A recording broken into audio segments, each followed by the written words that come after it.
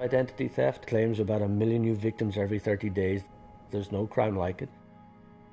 We want to use the words of the thieves to persuade people that this is a crime they have to take seriously.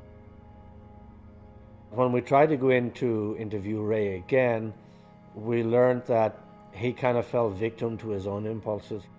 He was caught apparently trying to hack into one of the prison computers. So he was moved to a higher security facility where we're not allowed in. As soon as I found out about Angela, I really knew that I had to speak to her. I mean, she was almost legendary. She committed her first crimes when she was only 13 years old. Never arrested once for any of these crimes in all that time. By the time she was 17 and still in high school, she pulled off her first bank robbery. I committed crimes for over 30 years.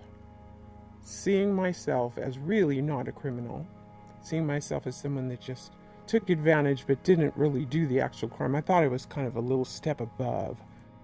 Her fascination with what would eventually become her criminal lifestyle started very, very early on. When I was in school, there was toll calls. Anything past 3 miles from your house just about cost money. So we had to get these corporate cards. I imagine they probably came from big companies. We never knew. All it was a series of numbers and letters. You gave to a recording on the phone, and then the whole call was free.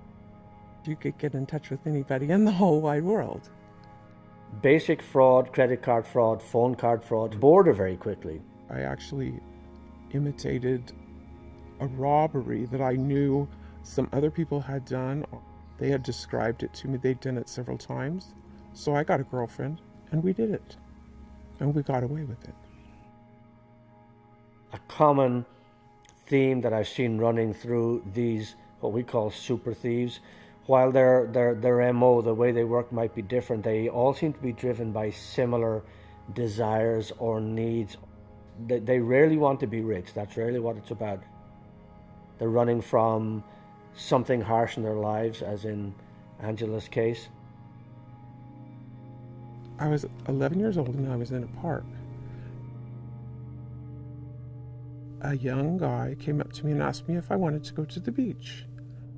We walked across the park and a older man pulled me into a car and then took me to his house and viciously raped me many times. But for some strange reason, I was able to convince that guy that I could get some money. And he fell for it. And I got out of there. That shaped my life. I didn't know it did for a long time. Being the first and the best to know about something that was naughty. That was my claim to fame.